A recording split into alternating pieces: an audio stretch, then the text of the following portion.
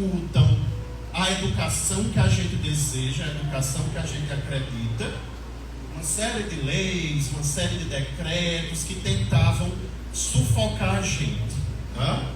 A gente está lutando também por recomposição salarial dos servidores técnicos, administrativos e professores também. E a gente está lutando por reestruturação das carreiras, né? Por que é que uma pessoa que tem determinada função, ele só, nem fez, nem estudou nunca, e tem plano de salários e de carreiras com valores muito maiores do que um servidor que precisou estudar no mínimo 10 anos para terminar um doutorado. Então isso é reestruturação da carreira que também está nas nossas lutas, tá? E agora falei muito, mas eu passo para os meus colegas que vou pedir para não falar tanto quanto eu, para explicar cada um desses R's, tá? Revogação, reestruturação, recomposição. E peço o seguinte, se vocês já tiverem alguma dúvida, a gente vai deixar o momento das dúvidas ou comentário. Tem duas colegas que estão passando, anotando, né, seu nome, e já pergunta, vai que daqui para o final você esquece, mas já está anotada para relembrar, tá? Fiquem, por favor, à vontade para participar. Convido agora para a gente entender um pouquinho o que é essa revogação. Agradeço por terem ouvido um pouquinho da minha história, que ela se mistura com a história de muitos e muitos e muitos brasileiros pobres que saíram do interior e foram atrás de educação e por isso acreditam tanto na educação e sabem que só se faz educação com recursos de fato e com esses planos, projetos todos de assistência estudantil. Bolsas, auxílios, alimentação, residência universitária e assim por diante. Obrigado, eu ainda volto para falar um pouco mais, vamos falar de revogação. Bom dia a todos.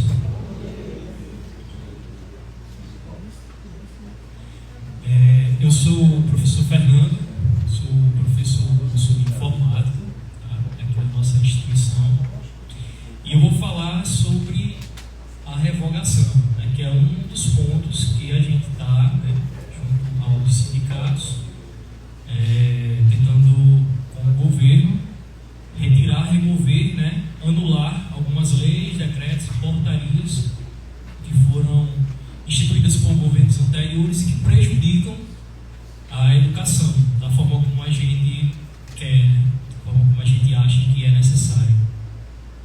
E revogação, como eu já falei, é o ato de você anular uma lei, um decreto ou uma portaria, ou seja, tornar sem efeito o que está lá escrito na lei.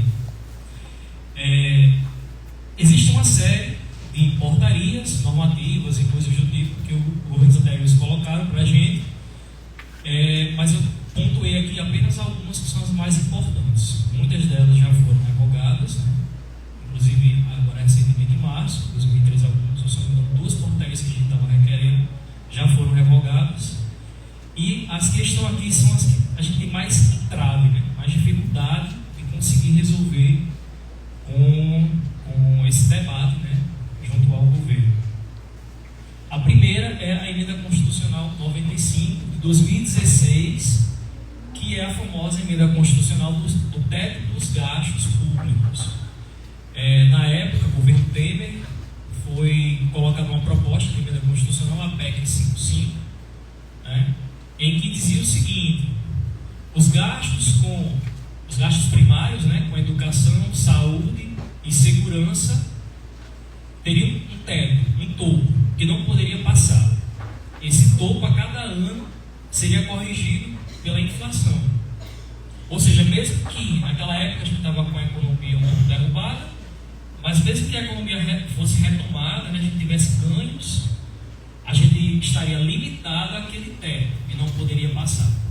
Ou seja, se o governo arrecadasse o dobro, a gente continuaria estagnado naquele mesmo valor X para investir em educação, saúde e segurança, investimentos em educação.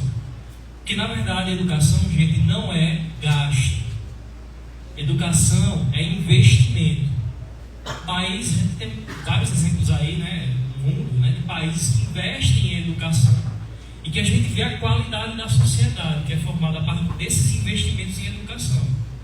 Então, a gente luta para que a nossa educação tenha os mesmos investimentos que esses outros países, que são exemplos para a gente, né? Para que a gente possa implementar isso aqui no nosso país, certo? Para que a gente consiga oferecer uma educação de qualidade, digna, para todo cidadão, tá? Para os filhos de vocês. Então, esse é um dos pontos, né, que está lá nas nossas pautas, né, que a gente está tentando revogar. O segundo é a Lei 13.415 de 2017, ainda no governo Temer, que é o novo ensino médio, né? E junto com ele a BNCC, que dá apoio a esse novo ensino médio. E aí existem um debate gigante, na verdade. Esse novo ensino médio, se a gente fosse parar para conversar, para debater sobre ele, a gente veio aqui amanhã e a tarde inteira. Então eu estou tentando frisar alguns pontos que são mais importantes. E um dos pontos principais é a questão das disciplinas que antes eram obrigatórias, né, disciplinas da área de humanas, artes e educação física, e passam a ser disciplinas eletivas, ou seja, opcional. O aluno escolhe se quer ou não pagar essas disciplinas. Aí a gente tem história, geografia, filosofia, o professor aqui, né, Jerônimo, já falou com vocês, sociologia. E aí a gente, na verdade, eu convidei Jerônimo para conversar com a gente sobre esse primeiro ponto, para explicar para a gente,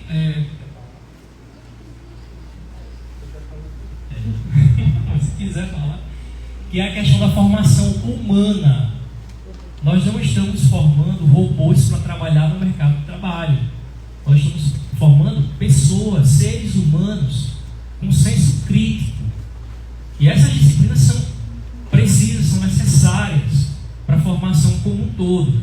O IFRN, no nosso PPP, a gente fala sobre a formação omnilateral.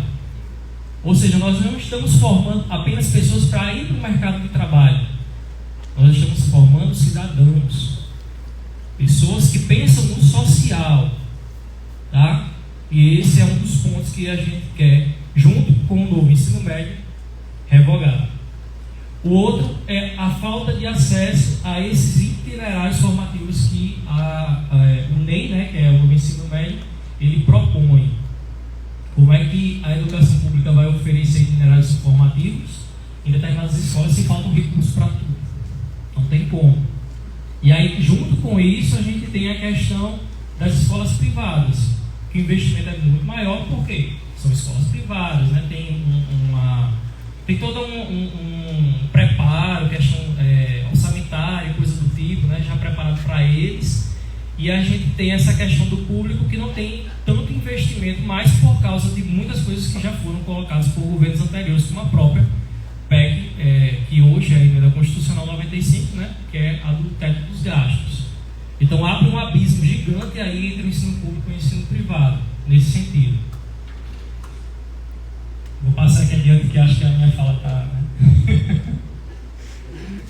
E aí, ainda sobre essa lei, nós temos a instituição do notório saber. O professor, por exemplo, tá? Só um exemplo bem didático aqui. Um professor de biologia que entende um pouco de eletrônica vai dar aula de eletrônica. Então todos merecendo que ele sabe, né, sobre eletrônica. Mas eu estou dizendo que ele não tem uma formação adequada para estar no laboratório de eletrônica. Tá? Então precisa de um professor formado especificamente naquela área de eletrônica para dar aula de eletrônica para os alunos. Como é que o Estado vai conseguir contratar um professor de eletrônica se não tem dinheiro sequer para pagar a luz? Né? Então, continuando aqui, sim, aí eu vou ter mais uma mensagem aqui para vocês, que educação não é mercadoria, ou seja, a gente não pretende vender, né?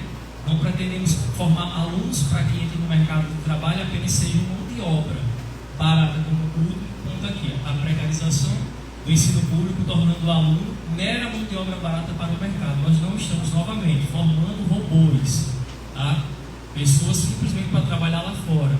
A gente está formando aqui futuros pesquisadores, né? Futuros cientistas, tá certo? Então a nossa educação não é mercadoria, não é moeda de troca. O outro decreto é o 10.134 de 2019, que desobriga a União de exercer esse papel para a educação infantil, entregando ela para parcerias público-privada. O que significa isso? Esse decreto é de 2019, já no governo Bolsonaro. O que significa isso? É você pegar a educação infantil, né? Construção de creches, escolas, gerenciamento dessas creches, dessas escolas, entregar para o privado.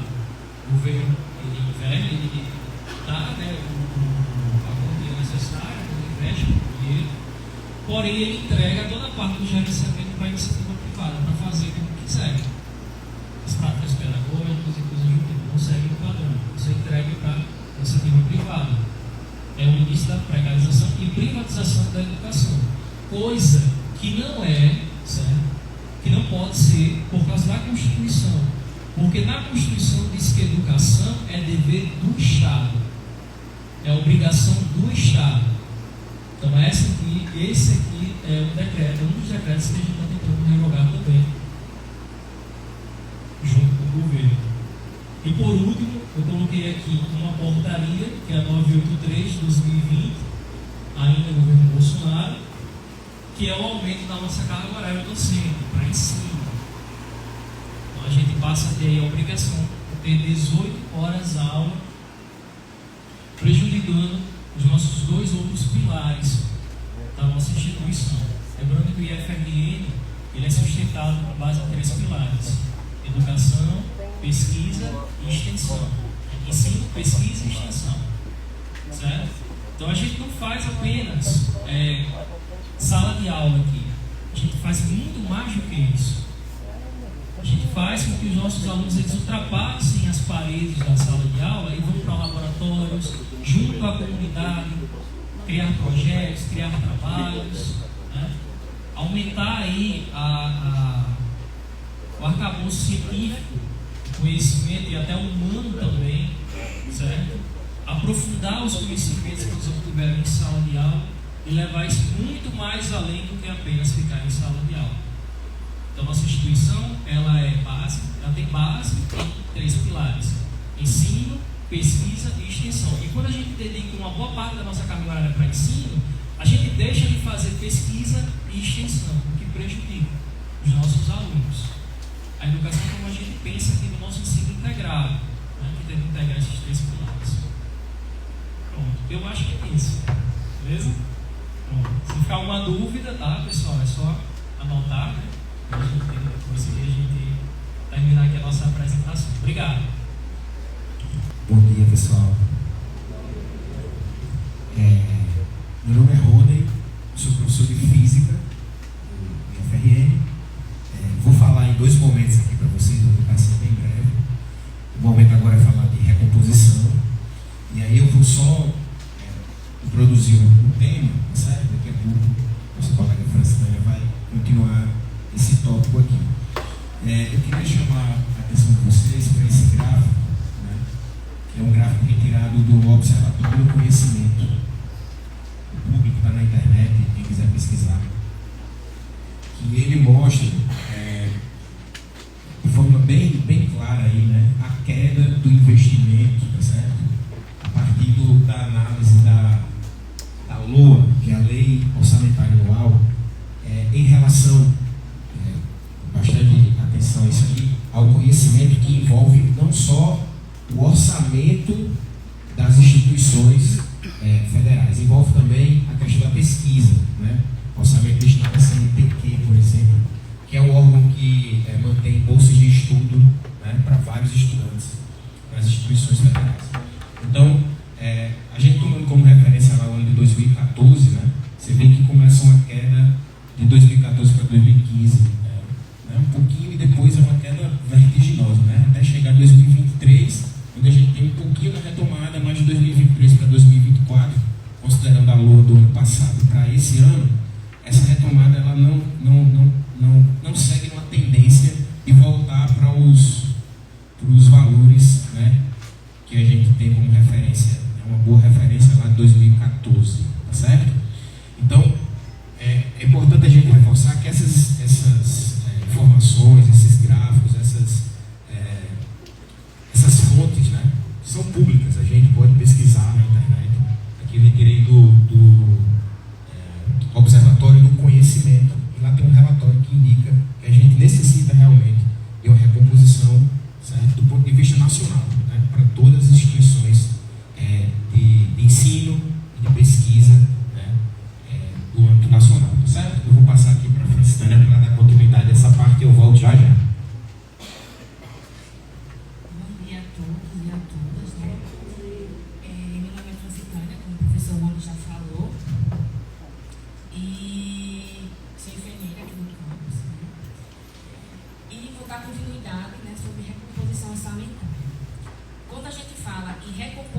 Orçamentária, a gente está falando de repor o que foi perdido, né? A nossa luta também é para deixar essa recomposição nos valores que era em 2016, né? Como mostra aqui no gráfico, a gente tem uma despesa mensal de 2 milhões, né? O orçamento geral aqui do campo de Santa Cruz, em torno de 2 milhões de reais, né, de despesas. Sendo que a gente teve uma perca de 2016 a 2023 de quase 1 milhão de reais, né? E o que isso implica? Em várias coisas, como já os professores já falaram, né? Na assistência, uma melhor educação, né? Em relacionado à assistência estudantil, né, do COAS, a gente tem uma despesa mensal em torno de 630 mil anual, né? 630 mil reais, né? E sendo que o ideal seria uma despesa de 1.524.000, né, anual, né? O que isso vai implicar? Implica, né, pode passar, professor, implica na diminuição da oferta de serviços da instituição, da oferta de serviço da assistência para os alunos, né? Hoje, a gente conta com em torno de 45 bolsistas, PAF, né, com uma bolsa de R$300, né, mensais, onde eles desenvolvem um serviço de 3 horas diárias no contraturno, né? Sendo que no ano passado a gente tentou aumentar essa bolsa, né, para R$400, mas infelizmente não teve orçamento para isso. Então, se a gente fosse aumentar a bolsa para os alunos de 400, 10 alunos ficariam de fora. Então, em vez de ter 45, a gente ia ter 35 alunos. Então, para não prejudicar esses alunos, a gente preferiu deixar a bolsa a R$300 para ficar pelo menos os 45, né? Alimentação, né? A gente tem a questão do PENAI, né? A gente tem refeições e tem a merenda escolar. A refeições é uma empresa contratada que vem fornecer. Hoje, a gente fornece em torno de 135 refeições entre almoço e jantar para os alunos, que é totalmente insuficiente para a quantidade de alunos que ficam, às vezes, no contraturno. Então, e salientando que cada refeição, esse ano, sai a R$13,50 em torno. Sendo que o ano que vem já vai ter inflação, já vai aumentar um pouco mais. Então, para vocês entenderem como está sendo essa questão, né, da educação. Aí também temos a merenda, que hoje a gente oferece merenda em torno de 800 alunos, sendo que a merenda escolar era para ser fornecida só para os alunos de integrado, mas o Instituto tenta repor daqui e dali, tirar daqui e dali, para fornecer para todos os alunos, porque a gente tem aluno do Energif, tem aluno do Mulheres 1000, então para fornecer merenda para todos, a gente faz esse balanço mensalmente para tentar dar o melhor que a gente pode, né? Também temos uma bolsa eventual também, que é 40% do salário mínimo.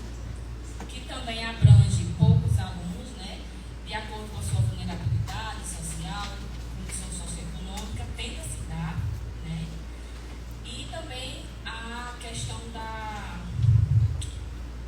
das viagens, que tem diminuído bastante, para os alunos de aula de campo. Às vezes a gente consegue parcialmente dar uma quantia para o aluno se deslocar para apresentar um trabalho fora. Coisas que tem diminuído, que tem desgastado bastante de 2016 para cá. Né? E com isso, né, a gente tendo essa recomposição, que a gente não quer nem assim aumentar, a gente quer manter de 2016. A gente tendo essa recomposição, a gente vai conseguir fornecer para os alunos mais viagens, mais extensão, mais pesquisa, mais aulas fora, mais congressos científicos para os alunos. A gente vai conseguir fornecer mais merenda de qualidade, aumentar as refeições para os alunos, melhorar as bolsas. Então, assim, a nossa luta, como já foi dito, é pela educação. Não só pelo reconhecimento do trabalhador, mas também pela educação, para que nossos alunos tenham a melhor educação e a educação de referência.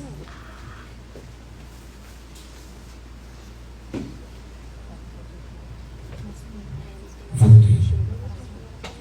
Bem, pessoal, então chegamos aqui no ponto da reestruturação, tá certo? Eu acho que é importante a gente frisar, né, que a luta que a gente está travando agora, né, ela só acontece porque existe um diálogo, certo, com o governo. Né? Quando você não tem o mínimo de oportunidade de dialogar, assim, você fica sem ter como lutar, né, pelo que você acredita que é justo, tá certo?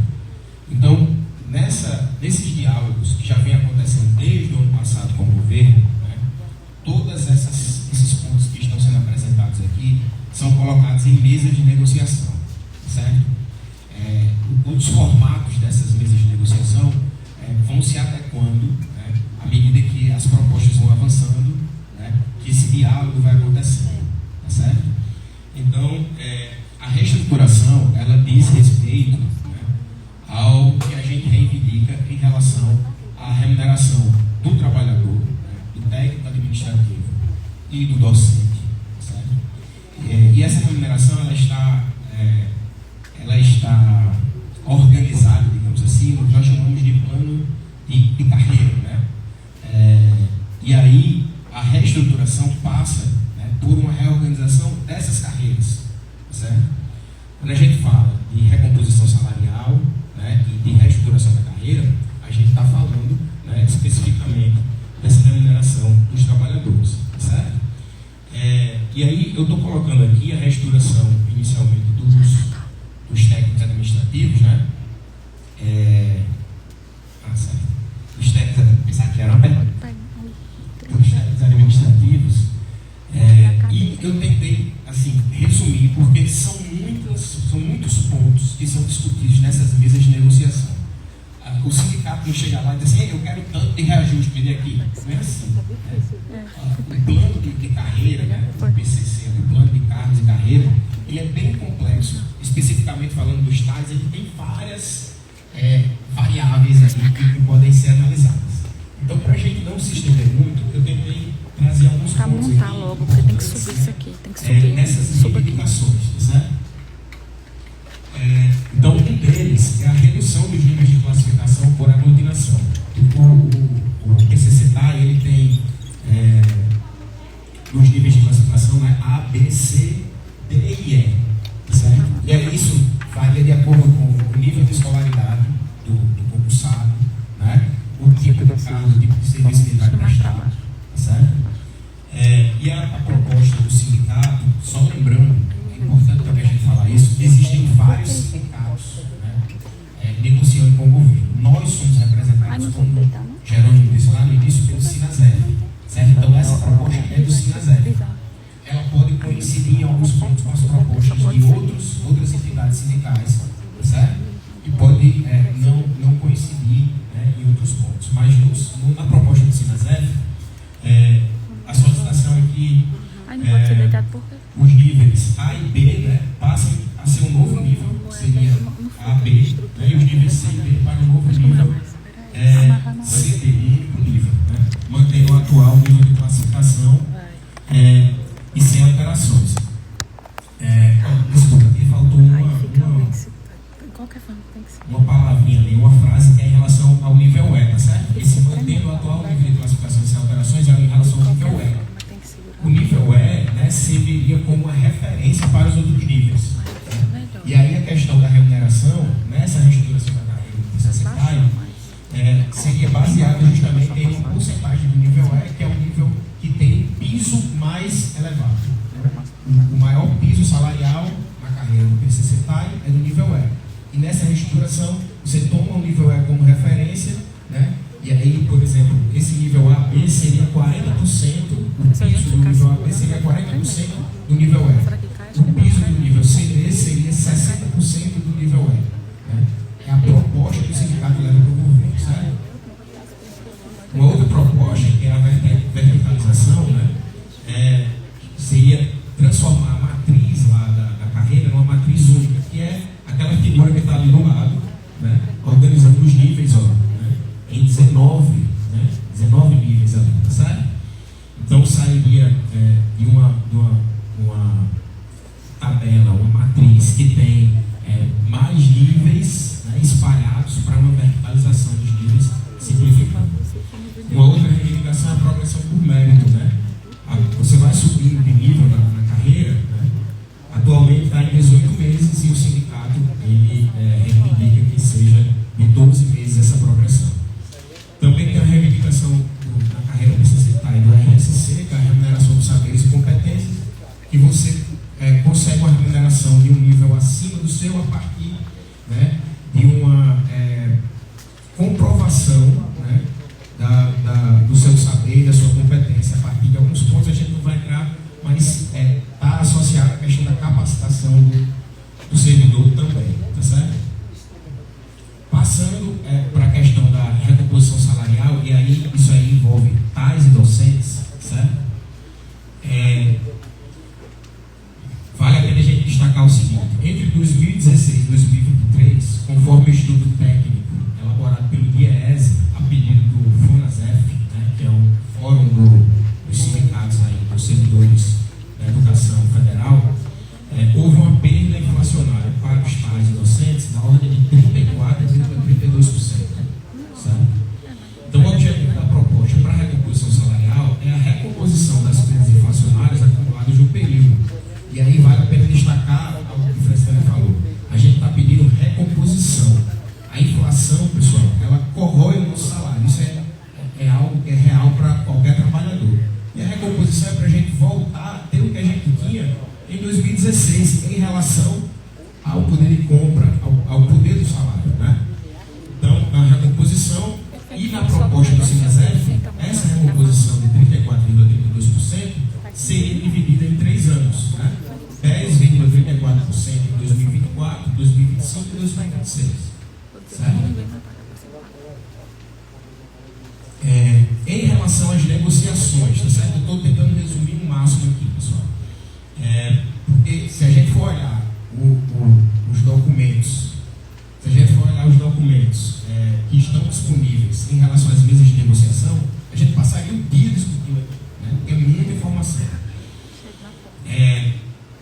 Só para vocês entenderem, como as negociações já estão em andamento, e só para contextualizar, o governo ele estava desde o ano passado fazendo mesas de negociação gerais, uma mesa de negociação permanente para várias carreiras.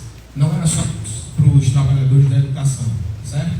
Tinha gente da Receita Federal, do IBAMA, né, da Polícia Federal, todo mundo negociando com o governo desde o ano passado, certo? Mas aí, ultimamente, devido justamente a essa mobilização da educação e de outras categorias, foram designadas mesas específicas, certo? E aí, nessas mesas específicas, a negociação avançou um pouquinho. Okay? E é justamente nesse avanço da negociação que a gente conseguiu algumas pequenas conquistas. Por exemplo, para os tais, a questão dos 19 padrões de vencimento foi aceito, né, pelo governo.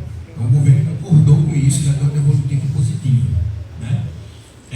O interstício de 12 meses, a progressão em vez de ser 18, ser 12 meses, também foi aceito, tá certo? Um outro ponto que eu não tinha lembrado antes, mas que tem a ver com a aceleração na progressão através da capacitação. O servidor ele se capacita, ele faz um curso que dá direito a ele a uma aceleração na carreira, né? O governo negou isso nessa carreira, certo? Certo. Aí, vocês viram que tem um monte de coisa para reformar ali, né? Aí eu vou chegar aqui na questão do detalhamento da proposta do governo, tá certo? Em relação aos reajustes, tá certo? Que foram apresentados, né? Então, o sindicato faz uma proposta, né? Reivindicando o reajuste e o governo mostra a proposta dele, tá certo? Aí, isso em relação aos docentes, eu acho, deixa eu só bem rapidinho.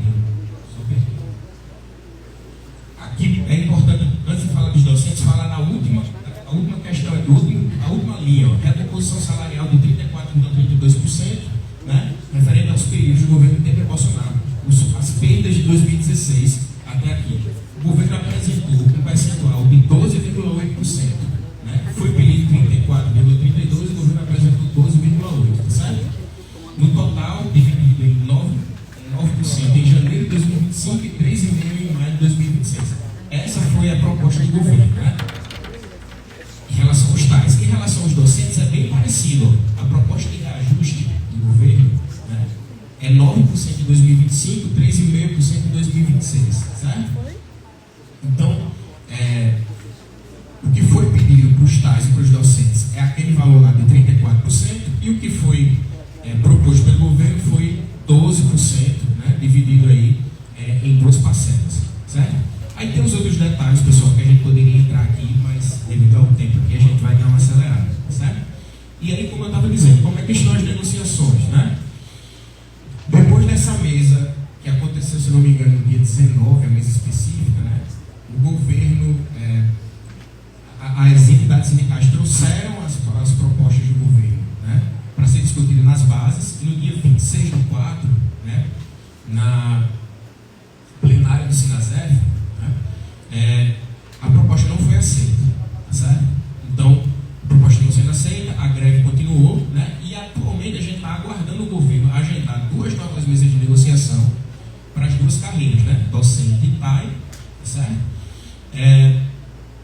E também uma reunião específica para tratar sobre o orçamento, que já foi falado aqui anteriormente, que o governo já sinalizou que essa mesa do orçamento vai ser agora em maio, né, e a gente está aguardando a data. Então, o estágio atual do nosso movimento é esse: estamos aguardando as datas para a próxima negociação. A gente teve um avanço, né, a gente conseguiu algumas coisas, mas a gente ainda não chegou, né, no patamar que a gente espera, né, que o governo dê esse retorno para a gente em relação às nossas reivindicações, tá certo? Finalizando o que a gente está fazendo, gente, esse tempo todo. A gente está tendo reuniões constantemente, a gente fez oficina de redação para os alunos, dia de cinema com debate, esportes, dia de confraternização, como a gente vai ter amanhã, tá? Convido os filhos de vocês para café da manhã coletivo, karaokê, esporte, tá? A gente convida vocês. Essas foram as falas nossas que estamos participando do movimento grevista. Agora eu convido também o diretor-geral do campus, Vinícius, aí que vai falar em nome da instituição, né? Eu agradeço como professor, como membro do movimento grevista, e convido também vocês a somarem conosco.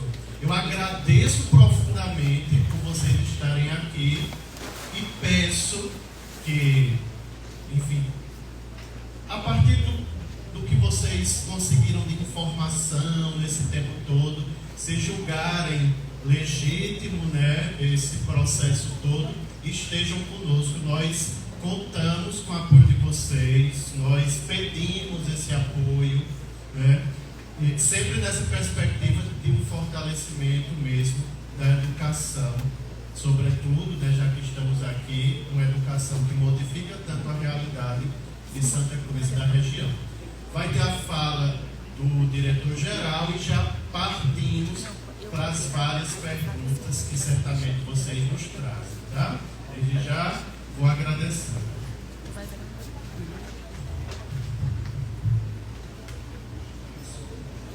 Bom dia, pessoal. Me chamo Vinícius Pinto, atualmente na direção-geral do Campus Santa Cruz. Agradeço aqui o convite dos colegas a participar desse momento também. Muito importante a fala dos colegas que já tiveram. Eu venho no dia de hoje aqui para alguns esclarecimentos e inclusive, em resumo aqui do que tudo foi falado, esse movimento que é feito hoje de forma nacional, né, dos institutos federais, universidades federais, não é um movimento apenas por salário, luta por salário. Na verdade, é a luta por condição, né, de funcionamento também dos campos.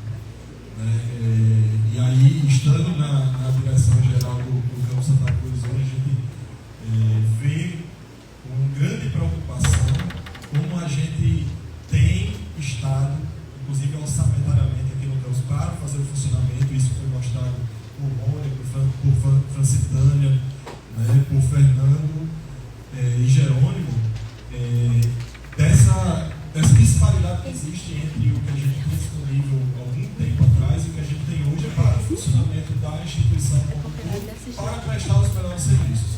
A gente ainda reconhece sim que o Instituto Federal ainda é uma instituição que ainda consegue prestar um serviço de qualidade e excelência, mas a gente já perdeu muito do que já se teve de oportunidades em tempos passados. Eu sou o servidor que entrou aqui no Campus Santa Cruz, na instituição de 2015, e eu vejo a diferença do que a gente tinha lá atrás e do que a gente tem hoje, tanto para o funcionamento do campus quanto para apoio aos nossos estudantes. É um número que inclusive choca a gente, que é trazido pela equipe, que a equipe traz, do orçamento de apoio ao estudante. A gente tem 630 mil reais hoje para apoiar 1.200 alunos aqui dentro hoje, ao longo do ano inteiro, com suas bolsas, com seus auxílios, com a alimentação, com todas as outras coisas. Então a gente vem aqui corroborar essa informação trazida pelos colegas, né, e mais dizer que, assim como o diretor-geral do campus, hoje a gente precisa fazer um funcionamento do campus e a gente vem fazendo isso com o maior carinho que é possível hoje, né? A greve, ela é uma decisão coletiva do sindicato que faz uma votação, mas a adesão a ela é individual. Então, na primeira semana, a paralisação foi dia 3 de abril, está próximo de completar um mês, amanhã. E ela foi começando um pouco mais lentamente na primeira semana, e na segunda semana ela começou um pouco mais, ela ganhou o corpo, vamos dizer assim. E a gestão do IFRN como um todo, né, não é só do Campus Santa Cruz, são 22 unidades pelo Estado do Rio Grande do Norte, mais a reitoria. E a gente foi observando isso e foi vendo a adesão de cada técnica administrativa, educação, de cada docente, e o impacto disso sobre o funcionamento da instituição. A gente avaliou ali a partir do dia 8 de abril, no dia 8 a gente teve uma reunião, aqui o Campus Santa Cruz suspendeu o calendário a partir do dia 9, porque já estava completamente inviável a gente fazer o funcionamento. Por quê? Aí isso eu trago esclarecimentos. Primeiro que a gente já tinha uma adesão próxima a 50% de docentes. Então o que é que ia acontecer com os nossos alunos? Ia ter uma aula, depois não ia ter, ia ficar livre, né? E depois tinha aula de novo, não tinha, e assim vai. Porque mais de 50%, cerca de 50%, cerca de metade dos docentes já estavam em greve, né? Também a gente teve a avaliação da questão do fornecimento da merenda e da alimentação de todos, né? Então, alguns servidores que são responsáveis por essa prestação de serviço aqui no campus também comunicaram que estavam aderindo na greve a partir daquele momento, o que inviabilizaria a gente, por exemplo, fazer a merenda. E a gente sabe da dificuldade que é de muitos, né, sair de casa, sem tomar café, vem para o campus e tem a merenda ali como o seu primeiro alimento do dia. Então a gente não teria como manter as atividades aqui no campus sem a merenda.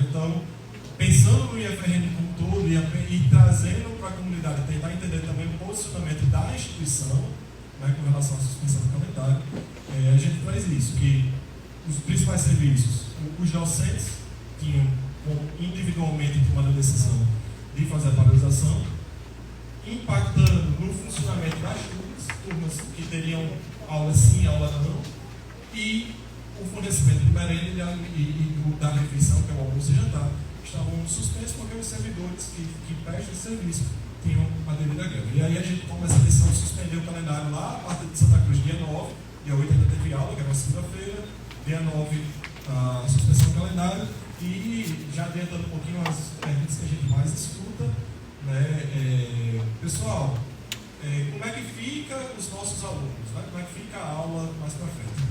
O que se faz o calendário acadêmico está suspenso, e mais à frente, quando esse movimento ele encerra, né, a Pró-Reitoria de Ensino, que vai entrar a reitoria, junto com os diretores acadêmicos, o diretor acadêmico aqui do campus, que eu sou Juliano, está aqui também, replanejam esse calendário a partir daquele momento que parou. Tem um replanejamento já a partir do primeiro dia, já se apresenta o novo calendário, né, e ele segue exatamente com a quantidade de dias letivos que são exigidos por lei, tá? São 100 dias letivos em cada semestre, 200 dias letivos por ano. Isso será mantido, né? Outra pergunta que chega muito forte: alunos que estão terminando agora, como é que fica para o Enem, como é que fica para a conclusão do ano, se formar e poder subir numa universidade, né? Isso também são perguntas que vêm muito. A gente já passou por atraso de calendário, eu não tenho como afirmar nesse momento como é que será, porque o movimento ele não parou ainda. Então, mas, passando por situações semelhantes no passado, né, inclusive próximo, que a gente estava ajustando o calendário ainda devido à pandemia, né, a gente estava esse ano, iria ajustar o calendário acadêmico dentro do ano civil. O que é que a gente faz com esses alunos que estão concluindo, né, para fazer Enem, para entrar na universidade? Esses alunos, eles têm suas aulas antecipadas, né, nos contraturnos, com os professores, a gente dá o apoio da alimentação e assim por diante. Então, existe esse cuidado lá na frente pelos servidores, pela gestão e tudo mais, de garantir a finalização desses alunos que precisam concluir seu ensino médio para ir para os seus novos objetivos. Então, sempre existe um compromisso da instituição de manter essa conclusão dentro do ano e garantindo o ingresso em universidades. A gente sempre se preocupa com isso. Então, eu venho aqui fazer esses esclarecimentos iniciais, né, a convite dos colegas. O campus está funcionando, o que vocês chegarem aqui, seja hoje, seja outro dia, o campus está funcionando. Inclusive os colegas que estão em greve estão sempre por aqui também, né? Tem outros colegas que não estão em greve, estão também ajudando no funcionamento. E a gente está tudo aberto. Ontem teve evento, terça-feira teve evento da Secretaria, da Diretoria Regional de Educação e Cultura aqui, da DIREC, teve evento, o campus está funcionando, né? Então, tem alunos nossos participando ainda de treinamento esportivo, de arte e tudo mais. Então, o campus está funcionando, está aberto para receber vocês, para tirar dúvida, para colaborar no que for necessário. A gente está à disposição para manter os pagamentos de todas as bolsas dos nossos alunos estão mantidas, inclusive isso faz parte do serviço essencial.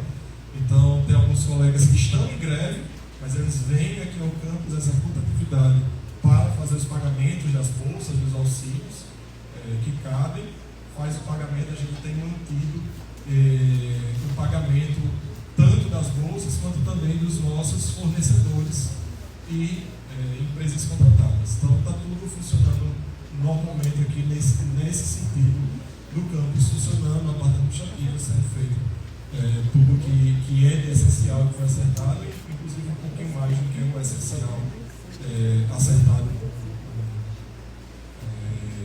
com o sindicato, né? Então essa mensagem inicial que eu queria deixar para vocês e ficar à disposição aqui para tirar as dúvidas junto com os colegas. Tá bom? Obrigado.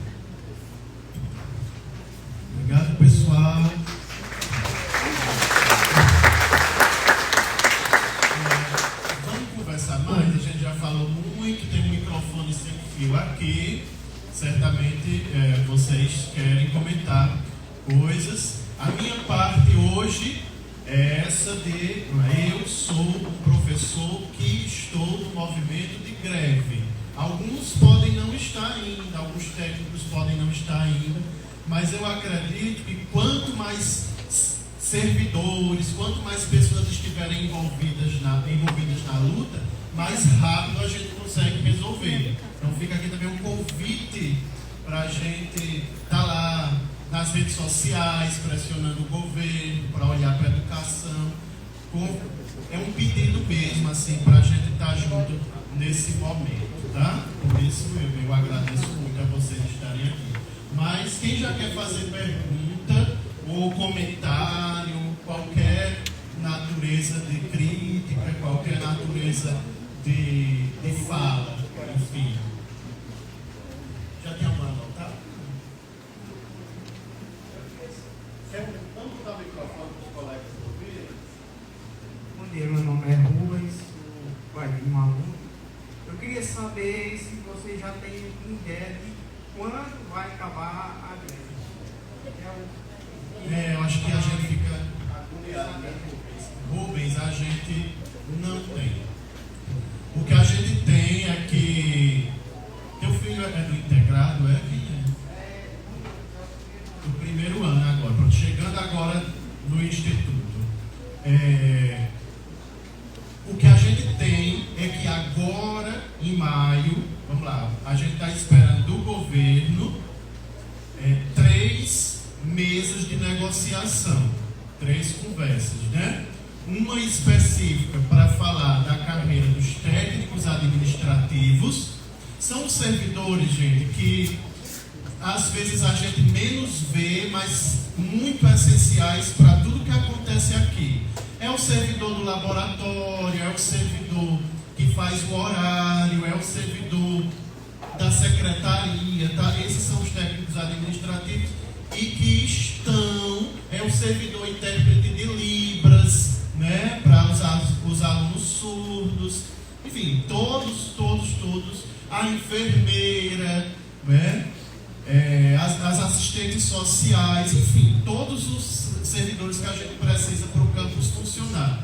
Então tem uma mesa específica para eles. Esses, na questão de salário que a gente viu aqui, né, de reestruturação, são os servidores que estão na situação mais difícil, né? Esse ponto específico que diz respeito a eles. É mais ou menos assim. Em 2016, o salário deles dava para, sei lá, comprar uma caixa de abacaxi. Agora só dá para comprar 2 abacaxis. Então claro, isso é só um exemplo para a gente se situar, obviamente, né, gente? Então tem essa mesa dos técnicos administrativos, tem uma mesa dos professores também, e tem essa específica para falar de orçamento, que é essa parte para melhorar. Porque assim, eu achava que quem estava em greve era só a classe dos professores, não sabia que tinha essa demanda. Não, a gente é uma greve nacional pela educação e é uma greve que está forte. Por estar forte, a gente tem esperança que seja breve. A gente tem, agora eu dizer que eu posso me garantir, não posso. Contudo, o que eu tenho a lhe dizer também é que se eu fui estar no primeiro ano, nós servidores, eu como professor tenho consciência de que parar as atividades agora sim é transtorno, é ruim, é chato. Os meninos não aguentam ficar em casa porque eles adoram estar aqui no campus, né? Tem essas dificuldades todas. Mas o fato de ele estar no primeiro ano significa que o perda para a educação, para a formação dele, ele não vai ter, porque a gente vai estar nesses 4 anos, né? Seguindo, pode falar de novo. Mas, assim, na minha opinião de pai, né? Não estou querendo tirar a opinião de vocês, professor, que cada um está no seu direito, mas na minha, ele vem perdendo, na minha cabeça, desde a pandemia. De lá para cá, não vem melhorando nada. O ano passado, que estava terminando o ensino, estava agora no ensino médio, teve greve, que estava estudando ali no Quintinho, por exemplo. Teve greve. Passou acho, mais de mês sem aula. E quando vim para cá, no começo do ano, a greve. Aí isso, para mim, vai acumulando e chega. Eu sei que você está dizendo é no começo, vai ter para quem está terminando, mas é um negócio que para mim não vai ter mais volta. Ele perdeu agora. A gente com certeza se entende, tanto, né? A gente com certeza se entende. Para nós não tem alegria maior do que ver os nossos ex-alunos virando nossos colegas. Eu tenho um monte de colega que foi aluno do IFRN, né? Com certeza traz perdas, né? Com certeza traz perdas. A gente não vai aqui dizer que a gente parou de dar aula e só vai ser maravilhoso. É claro que não é ruim. Agora, a gente faz um compromisso de que assim que a gente voltar desse movimento, né? A gente teve essas perdas depois da pandemia recentemente. Assim que a gente voltar às aulas, a gente intensificar e tomara que a gente tenha realmente uma melhoria no orçamento, que a gente conquiste isso que a gente está lutando, porque aí com o orçamento isso vai implicar melhorias reais para a vida dele. Por exemplo, a gente já conseguiu levar estudantes aqui do IFRN, a professora de robótica, conseguiu levar quantos alunos para a França, Lúcia? 2 alunos uma vez apresentar, fazer robô lá na França. Recentemente a gente conseguiu um projeto para levar aluno para a Colômbia. Recentemente a gente conseguiu fazer uma aula de campo para Recife. Essas coisas são essenciais. Às vezes, gente, uma aula de campo que um aluno faz, ele ganha, ele enriquece muito mais do que 10 dias de sala de aula, do que um mês de sala de aula. Então, se a gente conseguir essas melhorias, além das nossas questões do reconhecimento pelo nosso trabalho, pela formação, se a gente consegue essas melhorias, essas perdas que Lucas está passando, que João Lucas está passando, a gente crê que vai fazer o possível, assim, todas as forças para que isso não atrapalhe o desenvolvimento dele. A gente está aqui para isso, né? É qual o curso, João Lucas? Formado.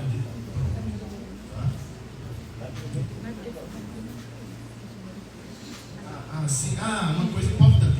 Os conteúdos e a carga horária obrigatoriamente tem que ser reposto. Tem que ser repostos, tá? Então é assim, ó. Tem um documento que diz tudo que o aluno deve estudar no curso, chama PPC, certo? O aluno não pode terminar o seu curso sem ter estudado todos aqueles conteúdos. Então a gente tem a obrigação de passar aqueles conteúdos. E carga horária. É obrigatório que, e Vinícius falou há pouco, que eles têm 200 dias letivos. Todo ano o aluno tem que ter 200, todas as escolas do Brasil, pública, privada, etc. 200 dias letivos. Então, a gente parou agora, vai mexer no calendário, mas obrigatoriamente ele tem que ter o primeiro ano dele com 200 dias letivos, tá certo? Então, nesse sentido, não, isso não deixou para abaixo do tapete, vai ter que estudar. Foi suficiente. Eu reconheço, gente, a dificuldade de estar aqui dizendo, ó, é ruim, seu filho está em casa, não está estudando. Eu aqui, como professor, estou muito buscando a parceria, né? Estou muito buscando a parceria e é um compromisso que nós já temos. É um compromisso, na verdade, que nós já temos, né? De oferecer os conteúdos completos, de tentar inventar coisas. Só um exemplo. Quando eu dava aula no estado, não podia ter uma promoção de papel, eu comprava para bater em casa, porque a escola não oferecia cópia. Então tirava do salário para comprar para poder imprimir. A gente não quer que o IFRN chegue nesse nível, né? Enfim, é uma coisa que a gente está pedindo. Tem mais uma pergunta ali atrás e tem uma aqui na frente. Bom dia, me chamo Silvéria, sou mãe também do aluno do primeiro ano e sou paraibana, né? Estamos vindo de Pernambuco e assim, completando a questão dele, justamente na questão da carga horária, por esse tempo, obviamente vai ultrapassar esse ano, né? Então vai ficar sempre esse débito de carga horária e nunca fecha. Estávamos com a esperança, né, desse ano fechar, mas infelizmente já com esse. É lamentável, infelizmente, de chegar a esse extremo da greve, né? Reconhecendo sim que vale a pena lutar pelos direitos, porque se a gente não lutar, a gente não consegue, e para funcionar é necessário. Infelizmente chegar ao extremo. Mas vamos ficar convencidos que esse ano não terminará em 2024, né? É isso. Tem o calendário civil, né, nosso calendário normal, e tem o calendário escolar. Então, muito possivelmente, né, acho que já é certo, a gente está no mês de greve, a gente vai estender o ano letivo um pouquinho mais, passando para 2025. Certamente, não todos esses 30 dias, porque tem uns limites de sábado letivo, por exemplo, que pode ser atividade, tem outras coisas, mas com certeza dentro do ano, não. Então, os outros trabalhadores que podem, por exemplo, escolher as férias em outros períodos, a gente, né, mexe um pouquinho nas férias para não ser em janeiro, para juntar com as férias dos nossos filhos. E concordo com você, é lamentável a gente ter que chegar nesse extremo. É importante mexer nas férias, e o meu é que sacrifica um pouco as férias, ele está naquele excesso de greve, para que não chegue a ter qualidade. Temos mais uma fala do pai lá atrás. Bom dia, meu nome é Silvano. Enquanto aos bolsistas que não têm o vale alimentação, a bolsa alimentação, quando retornar, quem não tem, aí o pai quem vai patrocinar, no caso, o almoço, com certeza vai ter que estudar de manhã e à tarde para repor esse apego. Então, como eu mesmo sou, meu filho também estuda a renda de Raçanã, e como ele vai ficar o dia todo praticamente quando vier retornar, a gente tentou fazer um cadastro a respeito do Bolsa Alimentação, mas não conseguiu. Então, uma pergunta que eu tenho: a escola vai garantir essa Bolsa Alimentação, mesmo que não tenha sido feito esse cadastro com o bolsista para a alimentação do caso? Você fala mais sobre isso? Aí essa é uma pergunta específica para a gestão do campus, tá certo? Por isso que eu passo para ele. Bom dia. Só o seu filho de qual ano? Está em qual ano? Primeiro, né? Vamos lá. Essa questão do contraturno, né, ela deve ser influenciada principalmente dos alunos do 4º ano, aqueles que estão para concluir.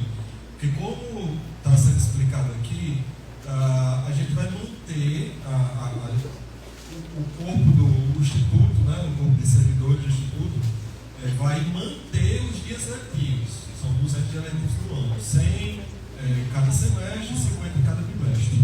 Isso faz parte dos nossos documentos. Isso será mantido. A gente vai pegar esse calendário que parou dia 9 de abril e ele é estendido a partir do momento que retornar, né? Então, não é um contraturno, nesse caso, não é algo que é o padrão para o primeiro ano. Será para o 4º ano, para que a gente possa garantir, terminar dentro do ano civil 2024 e que ele possa prestar o seu Enem e assumir sua universidade, caso seja mais para frente. Então, o seu filho, já que é no primeiro ano, ele não deve ser influenciado por questão de contraturnos para a reposição dessas aulas.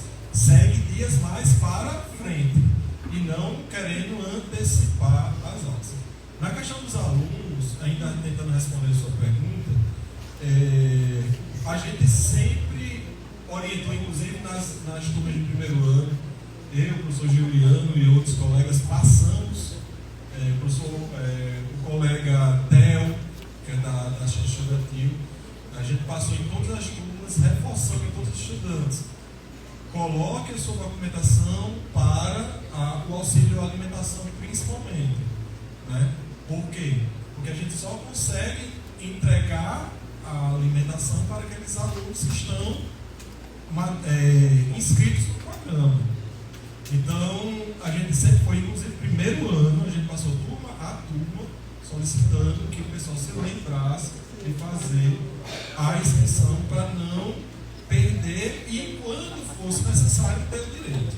Infelizmente, a gente hoje não tem condições, até por questão orçamentária, por exemplo, de fornecer a alimentação a todos os nossos alunos.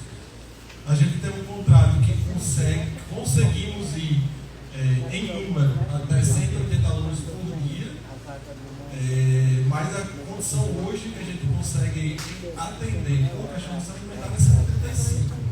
Então tem sido bem difícil a gente conseguir atender, porque a gente tem mais de 1.000 alunos hoje girando aqui dentro da instituição diariamente. O ideal seria que a gente tivesse 1.000 refeições por dia, para a gente poder atender todos os nossos alunos. Infelizmente a gente não tem condição orçamentária para isso. Então a gente consegue atender a alimentação para aqueles alunos que foram inscritos. E a gente tem, nas reuniões de pais, a gente deixou isso claro, passou nas salas e pediu que todos pudessem se inscrever, para que a gente pudesse, em alguma eventualidade, poder entregar. Infelizmente, aqueles que não se inscreveram, a gente realmente não consegue entregar esse auxílio, porque a gente depende de edital. Tá? Então, mas no caso do seu filho, ele não tem essa demanda para aulas por causa da reposição, e aí eu estou deixando bem amarradinho isso, aulas devido à reposição por causa do momento de paralisação das aulas que a gente está vivendo. Então, mais para frente, o que vai ter é mais dias para frente de aula, e não aula de manhã e de tarde para repor isso. Tá certo? Espero ter conseguido contemplar a sua pergunta. Bem rapidinho, desculpa, como é seu nome mesmo? Silvano. Olha, aqui no IFRN, mesmo sem greve, a gente tem muitas outras atividades fora do horário, certo? A gente tem teatro, tem esporte, por isso a importância disso que seu filho fez, um cadastro para alimentação. Pelo que você falou, talvez ele não tenha sido contemplado agora, né, já para receber, mas o cadastro está feito para eventualidades, talvez seja assim. Isso é muito importante mesmo, fazer o cadastro, porque ele não passou para receber a alimentação todos os dias que está aqui, mas para eventualidades, ensaio, trabalho, aí os alunos que estão cadastrados conseguem ter essa alimentação.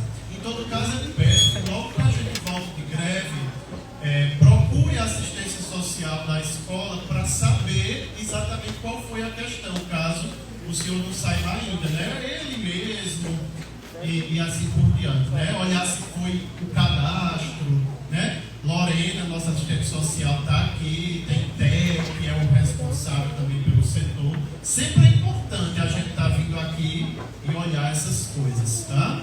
Obrigado. Bom dia, meu nome é Elza Alice. Eu gostaria muito de tranquilizar os pais e as mães que se preocupam muito, né, com essa questão do filho não terminar, né, no dia na data certa. Eu tive aqui uma filha que ela inaugurou esse curso.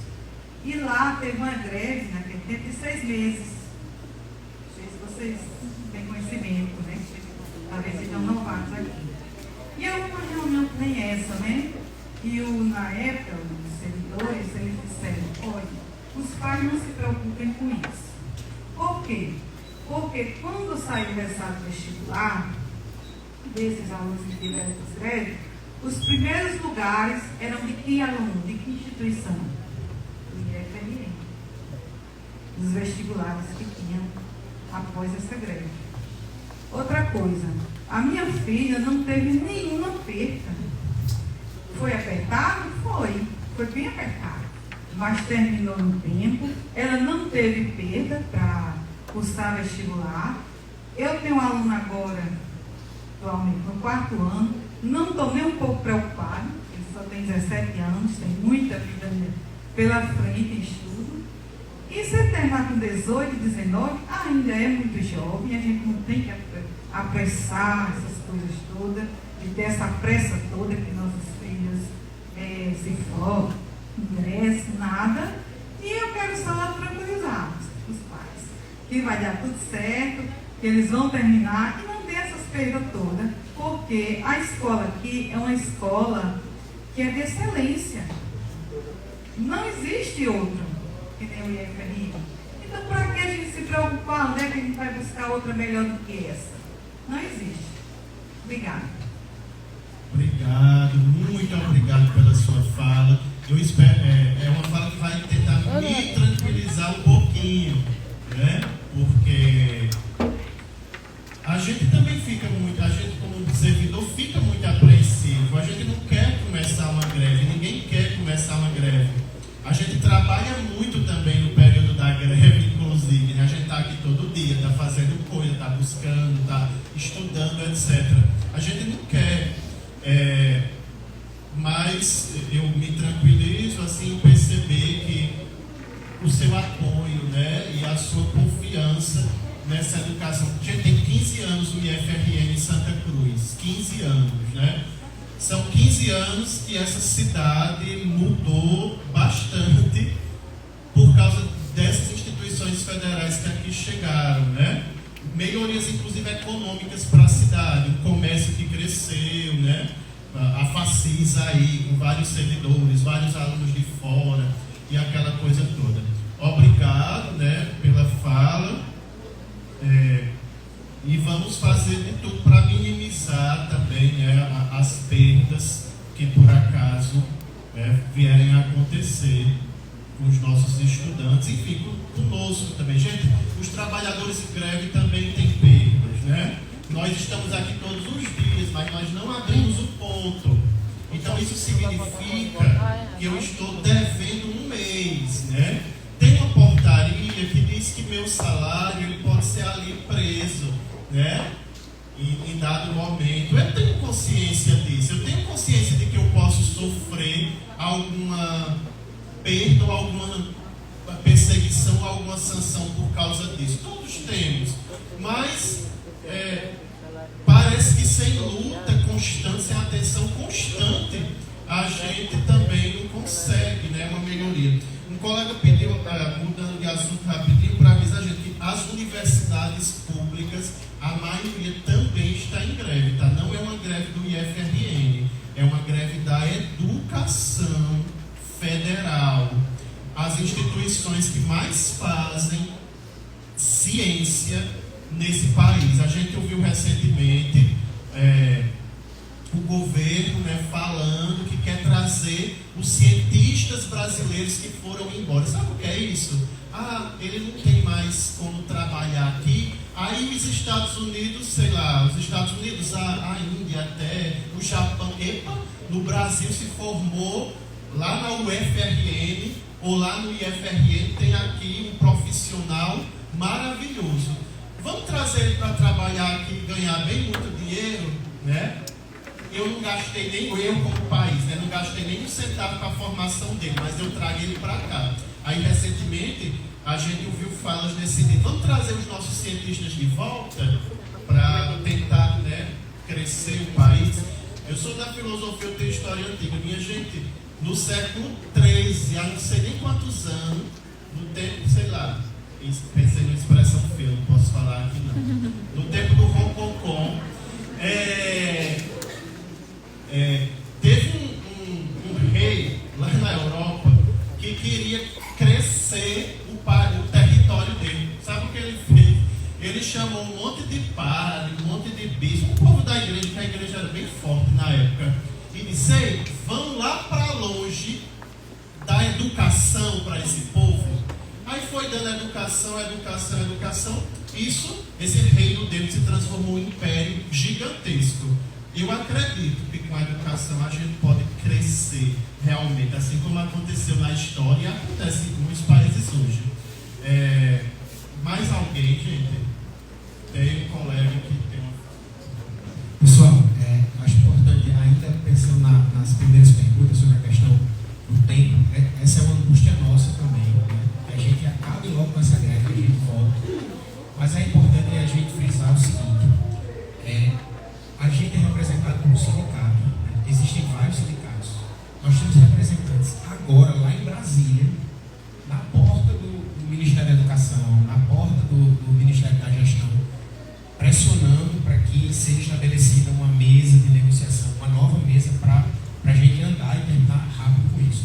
E aí, se vocês entrarem nos sites do Sinasef, do ANDES, que são outras entidades sindicais, eles colocam lá os documentos que eles protocolam lá no governo, né, nos ministérios, solicitando isso. O que é que eu estou querendo dizer com isso?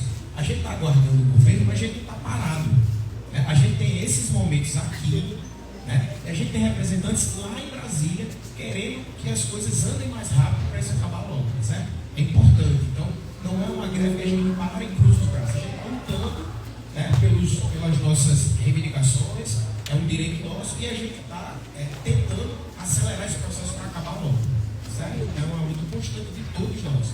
E aí é importante, esses momentos são importantes para que a gente, com a foto, com a live, a gente mande para a sessão de Natal, para a sessão de Natal mandar lá para Brasília. Lá em Santa Cruz tem gente que está, né, trabalhando para que a gente supere esse momento, certo?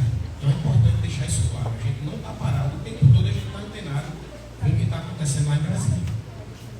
Eu fico satisfeita com a fala da mãe, porque como novato, aí eu fiz uma fala dessa. Obrigada pela sua fala.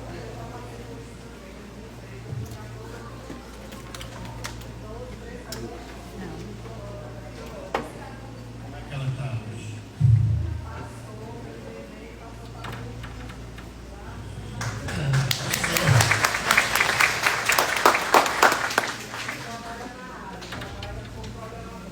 Programadora aí, as mulheres na tecnologia. Maria Beatriz. A gente tem muitas histórias de sucesso mesmo, a gente tem. Por quê? Porque a educação, a gente não só quer que o aluno de mecânica aprenda a consertar um carro, não. A gente quer que um aluno de mecânica tenha olhar crítico. Um segredo, gente, no primeiro dia de aula, eu digo assim para os meus alunos de filosofia, né, primeiro ano: ó, minha gente, não é porque eu disse a vocês uma coisa que essa coisa é verdade e vocês têm que acreditar cegamente, não. Não é porque, é um segredo, vou contar, não me crucifique. Não é porque o seu pai disse uma coisa que realmente é verdade e tem que acreditar, não. Aí pega e fala, você vai chegar em casa dizendo: o professor disse que você está mentindo. Não é isso. Eu não estou dizendo que o pai e a mãe estão mentindo. Eu estou dizendo que, por mais que a gente ame uma pessoa, até um político, tem gente que ama políticos tão longe da gente, por mais que a gente goste, a gente tem que acreditar fazendo a crítica. A gente tem que questionar. Não é mais o tempo. Quando eu era criança, olhei para minha mãe e disse: não, mãe, é mentira. Ela deu um tapa na minha boca bem grande. Hoje a gente não espera que isso aconteça. A gente espera que a gente possa conversar com os nossos filhos, entender. Tem coisas que eles sabem e nós não sabemos. Tem coisas que nós sabemos e eles não sabem. Assim a gente vai crescer. Aí eu digo: não é porque o Papa disse, o pastor disse, o professor disse. Não, vamos, o presidente da República disse, o prefeito, o deputado. Vamos tentar construir uma autonomia, uma liberdade de pensamento. Agora, é claro, tem que ter um ambiente favorável. Se o seu governante, quando você disser é mentira, ele der um tiro na sua boca, aí você realmente não tem como ter diálogo, né? Mas se a gente tem uma condição de, como seres racionais, conversar, a gente vai fazer. Gente, alguém mais tem alguma pergunta? Pronto. Ó, a gente teve semana passada, foi uma pergunta da mãe, a gente teve uma oficina de redação para o Enem, que foi assim um sucesso. Excelente, foi uma aula com o professor de português e a professora de sociologia. Tem a gente aqui que estava, né, na oficina. Foi massa, Haru, para tu. Pronto. E mais, Haru é um aluno da licenciatura já, né, aluno da matemática. Matheus. Enfim, outras serão feitas e a comunidade pode participar, claro, tá? Todas as atividades. Acompanhe o Instagram, que a gente vai colocando tudo que a gente está fazendo. Tem mais alguma pergunta, alguma fala? Aqui, Amanda.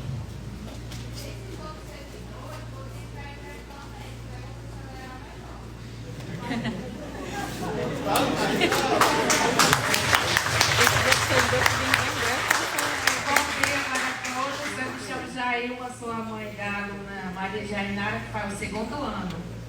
Aí, no meu ponto de vista, esses outros servidores que não querem agredir a greve também, no meu ponto de vista é bom eles agredirem, né? Que acelera mais rápido o processo lá, os que manda lá chegar, né, com providência. Eu creio que Deus vai chegar com providência para o coração deles, que tudo vai ser resolvido em breve. Essa é a minha fala, minha opinião. Obrigado. Amém. Que tudo dê certo. Então, tem mais uma fala ali.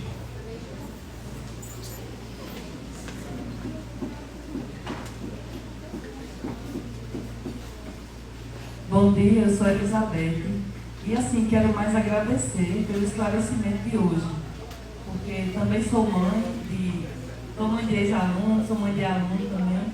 E também sou estudante. E compreendemos hoje, pelo menos da minha parte, que a luta não é simplesmente por salários ou reajustes salariais, e sim por uma educação de qualidade, como já é ofertado pela instituição, e que vai servir, né, de uma maneira que não temos nem como analisar. Então, é só mais um agradecimento. Obrigado também, eu agradeço a compreensão e o apoio. E ainda falo, não é só por salários, mas poderia ser. Certo? Todos nós aqui trabalhadores, desde a Constituição de 1988, temos direito de lutar pelos nossos direitos, né? Gente, vamos lá, a gente tem poderes no Brasil, né? Executivo, que é o presidente, legislativo, ali deputados, senadores, etc., e judiciário, juízes, esse povo todo. É importante a gente saber que até o vale alimentação, por exemplo, da justiça é maior do que o vale alimentação dos servidores do executivo ou da educação, para falar mais aqui pra gente. A minha feira não precisa ser mais barata nem mais cara do que a sua. O ideal é que a gente, né, que o nosso vale alimentação seja do mesmo valor. A gente não conseguiu ainda, já conseguiu uma melhoria do vale alimentação e do vale saúde, né? Então, mesmo se fosse por salário, era legítimo, porque funciona mais ou menos assim. Vamos supor que um vereador na nossa cidade, ele não teve a oportunidade de estudar, mas ele é bem famoso na cidade e conseguiu ser vereador. Ele tem um salário bem massa, comparativamente a outros cargos, tá, gente? E um doutor, que passou, como a filha da colega que está lá na PUC, né, da tecnologia, passou 10 anos estudando na universidade e ficou com um salário bem menor do que o dessa outra pessoa. Como é que pode? Será que tem alguma coisa estranha aí? Será que tem alguma coisa estranha? Será que a construção da sua carreira, o esforço que você faz para fazer mestrado, fazer doutorado, pesquisar, fazer pesquisa com os alunos, etc. Será que isso não deveria ser também recompensado de alguma forma? Aí eu pego e convido vocês a mais uma coisa. Se você é comerciante, funcionário de alguém, se você é padeiro, se você é cozinheiro ou cozinheira, enfim, se você é professor também em outras instâncias, se junte aos sindicatos das suas profissões, se junte para, se por acaso o seu patrão quiser fazer tirar você por engraçado, você ter ali uma coletividade para se unir, né, para conquistar os direitos. Se você é trabalhadora doméstica, gente, faz pouquíssimos anos que as trabalhadoras domésticas conseguiram aí o direito a ter carteira assinada, o direito a ter salário, né? Faz pouquíssimos anos. Por quê? Luta, né? Gente, tem mais alguma fala, algum esclarecimento bem pontual? Enfim, seria também legítimo, mas não é, porque a luta por educação é sempre geral. Sempre geral. Historicamente é assim. A gente luta por salário, luta por condição, mas o que a gente quer é que o laboratório seja o melhor possível para o aluno. Para que a gente possa trabalhar da melhor forma. Então eu acho que eu vou finalizar, porque já tem mais uma pergunta, uma fala, e aí eu finalizo só com um avisozinho. Bom dia, eu sou Alessandro, eu sou técnico aqui, né? Só para reforçar essa fala sobre a questão salarial, né? Porque a gente tem uma certa dificuldade de incluir o salário dentro da nossa luta por um melhor salário, né? Dentro da ideia de que isso também significa ter uma educação de qualidade. Porque se você imagina aí você numa fila enorme, e quando você chega, a pessoa diz: já encerramos o atendimento. Você sai daqui para Natal no ônibus, chega em Natal e a pessoa diz: olha, não é para hoje não, é amanhã que vai ter esse serviço para você. É mais ou menos essa sensação, quando a gente encontra situações como essa, que o trabalhador tem quando ele não é valorizado. Quando ele chega no final do mês e vê, como o professor colocou aqui, nós técnicos, realmente, a defasagem da gente é ainda bem maior. Né? A gente está desde 2016 sem nenhum reajuste. Será que as coisas não foram reajustadas? Né? Então, como é que chega o professor na sala de aula, quando ele não tem essa valorização, como o professor bem colocou, passa anos, e nós técnicos também passamos anos estudando para entrar no concurso, passar no concurso, passando anos para dar uma qualidade para o nosso ensino. Eu fui professor, estou como servidor público há 33 anos. Durante 23 anos, desses 33, eu fui professor também, da rede estadual. Estudei para entrar no IFRN, porque estava insatisfeito com o que o Estado estava me pagando naquele momento. E essa mesma preocupação vai passar pela cabeça de muita gente. Uma mãe colocou aqui da qualidade que o ensino tem no IFRN, o quanto ele é bom. Ele é bom porque tem os profissionais certos. Mas esses profissionais que se qualificaram e trabalharam para dar essa qualidade ao seu serviço, quando não valorizado, ele desiste. Ele procura outras instâncias, ele vai fazer concurso em outros lugares e a gente começa a perder o bom profissional. Isso é muito preocupante. Então, é preciso a gente entender que a valorização salarial, ela está dentro da qualidade do ensino. Porque o professor que é valorizado, com certeza, a qualidade da aula dele é muito maior. O técnico, quando é valorizado, o serviço que ele presta dentro da instituição, com certeza é bem melhor. Né? Então é preciso que a gente pare um pouco dessa ideia de que o dinheiro não é bom. O dinheiro é bom, a gente precisa disso. Né? É preciso entender que a valorização profissional, a valorização da educação pública, para ela ser de qualidade, ela passa também por isso aí, pela nossa valorização profissional do ponto de vista econômico.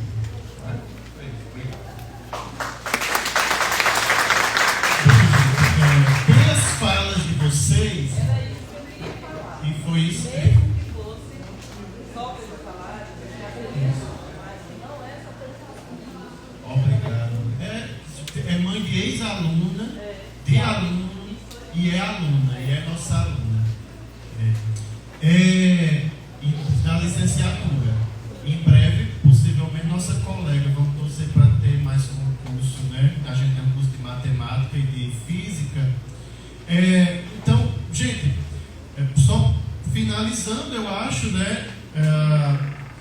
O que eu senti da conversa de hoje é que todos nós, vocês como pais, mães, carregam as angústias e os medos, assim como nós servidores.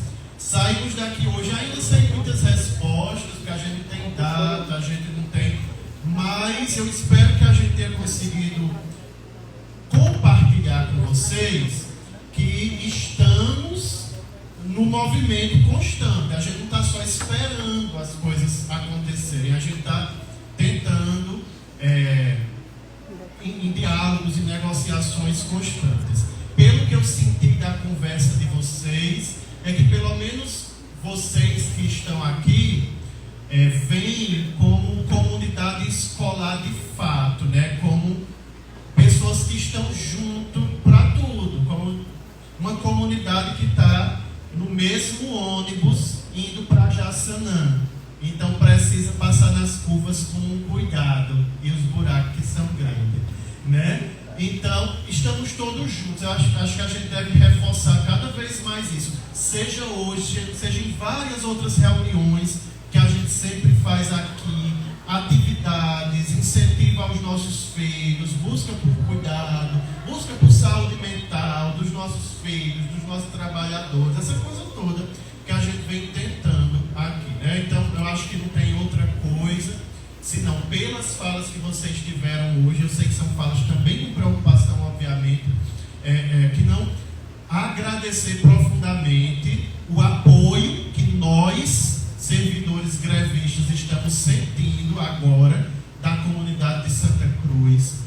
Pedir, né, que vocês, se ouvirem mentiras na comunidade, tentem dizer, talvez não seja bem assim não.